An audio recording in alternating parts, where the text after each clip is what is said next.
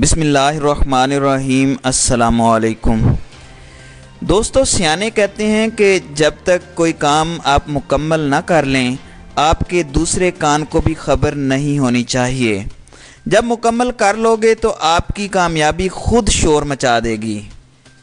ایک وقت تھا کہ ہم نے ریکوڈک کے مقام سے دنیا کے سب سے بڑے سونے کے ذخائر کی دریافت کا دعویٰ کیا۔ پاکستان کی قسمت بدلتی نظر آئی، مگر نتیجہ کرپشن اور بین الاقوامی سیاستوں کی نظر ہو گیا۔ بلوچستان کو پاکستان سے الگ کرنے کے پیچھے بھارتی راہ کا سب سے بڑا مقصد پاکستان کو ان معدنیات کی دولت سے محروم کرنا تھا کہ جن کے بارے میں یہ کہا جاتا ہے کہ پاکستان کو ان کا 10% سے زیادہ کا ادراک ہی نہیں ہے، کیونکہ انہیں دریافت کرنے کی کبھی کوشش ہی نہیں کی گئی۔ پھر تھر کے کوئلے کی داستان آتی ہے، دنیا کے سب سے بڑے کوئلے کے ذخائر کی بات کی جاتی ہے اور ڈاکٹر سمر مبارک مند 4 ارب روپے سے بھی زائد لگوا کر بجلی پیدا نہیں کر پائے اور تمام دعوے دھرے کے دھرے رہ گئے۔ آپ دنیا کی تاریخ اٹھا کر دیکھ لیں، آپ کو معلوم ہو جائے گا کہ کوئی بھی قوم ملک میں موجود تیل، گیس، معدنیات کے ذخائر سے ترقی اس وقت کرتی ہے جب اس پر حاکم وفادار ہوں۔ Angola, Sudan, Zambia, Nigeria, Congo دنیا کے ان ممالک میں آتے ہیں جہاں معدنیات کے بڑے بڑے ذخائر دریافت ہوئے۔ زیمبیا میں دنیا میں تانبے کے سب سے بڑے ذخائر موجود ہیں، مگر ان ممالک کے چند لیڈروں کی اربوں روپے کی جائیدادیں آپ کو یورپ، امریکہ اور دبئی میں مل جائیں گی، اور ان کے عوام مختلف فرقہ واریت، لسانی اور دیگر بنیادوں پر ایک دوسرے کے گلے کاٹتے ملیں گے۔ جہالت اور بیماریوں کا ڈھیر ہوگا، کوئی ملک ان کے شہریوں کو ویزا دینے کو تیار نہیں ہوگا، ہر طرف غلاظت، گندگی، بھوک اور افلاس کا راج ہوگا۔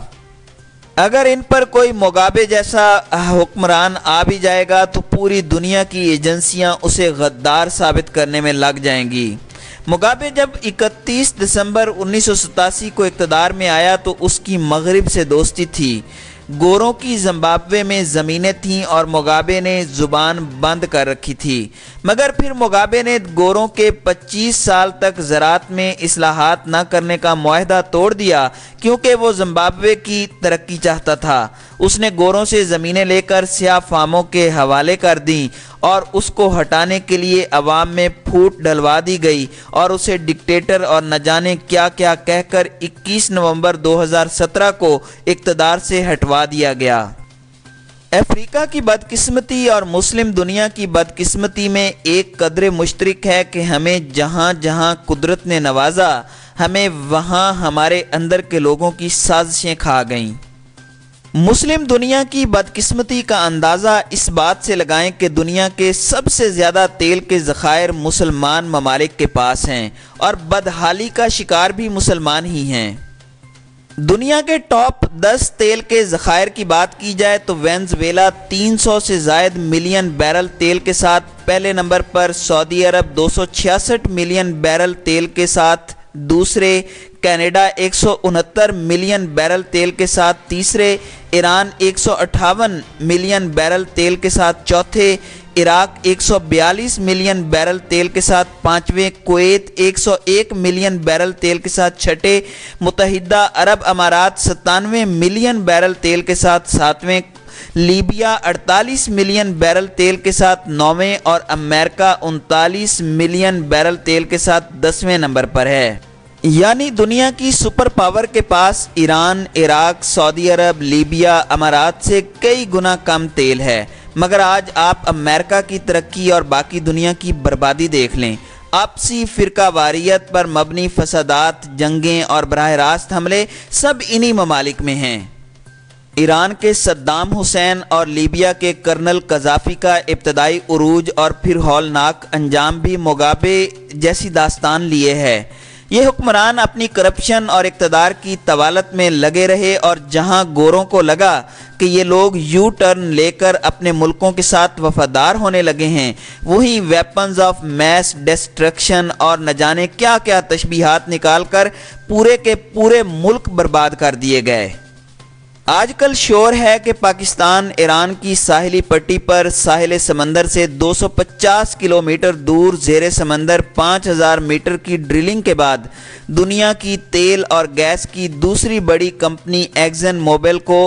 پریشر کک ملی ہے، اور کہا جا رہا ہے کہ پاکستان میں تیل اور گیس کے بہت بڑے ذخائر دریافت کر لیے گئے ہیں اور یہ کویت کے ذخائر سے بڑے ہیں، یعنی کہ پاکستان جلد دنیا کے ٹاپ 10 سب سے زیادہ تیل اور گیس کے ذخائر رکھنے والے ممالک میں شامل ہو جائے گا۔ پچھلی حکومتوں پر اس عمل کا سست روی کا الزام لگانے والے یہ کہتے ہیں کہ قطر میں سرکار میں شامل لوگوں کے بزنس پارٹنرز کو کئی ارب روپوں کے تیل کے ٹھیکے دینے کے لیے ملک میں کسی بھی کمپنی کو تیل اور گیس ڈھونڈنے کا لائسنس نہیں دیا گیا، اور یوں ہم اتنی بڑی دولت ڈھونڈنے سے محروم رہے۔ پاکستان کے بحری و خارجی امور کے قائم مقام وزیر عبداللہ ہارون نے ایکزون موبل کمپنی کی ڈرلنگ کے دوران اہم پیش رفت سے وزیر اعظم کو آگاہ کیا ہے، اور عمران خان 2-3 ہفتے میں قوم کو بڑی خوشخبری دینے والے ہیں۔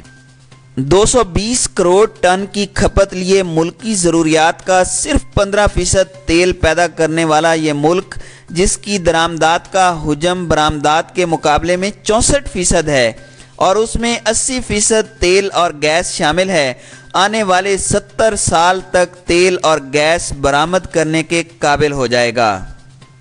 دل تو یہی کہتا ہے کہ اس سے قوم کی تقدیر بدل جائے گی، مگر سوال یہی ہے کہ اگر ہم دنیا کے ٹاپ 10 تیل اور گیس کے ذخائر رکھنے والے ممالک میں شامل ہو گئے تو ہمارا مستقبل کیا ہوگا؟ کیا ہم پر نائجیریا جیسے حاکم ہوں گے جو 37,62 ملین بیرل تیل رکھنے کے باوجود عوام کو ایک وقت کی روٹی بھی نہیں دیتے؟ یا ہمارا حال عراق اور لیبیا جیسا ہوگا کہ جہاں امریکی خادم حاکموں کی تو جگہ ہوگی، آنکھیں دکھانے والوں کو ملک سمیت غرق کر دیا جائے گا؟ یا پھر سعودی عرب یا متحدہ عرب امارات والی پالیسی اپنانی پڑے گی؟ ایک صورتحال ایران جیسی بھی ہو سکتی ہے، مگر اس کے لیے پاکستان کو بہت زیادہ بین الاقوامی پریشر برداشت کرنا ہوگا۔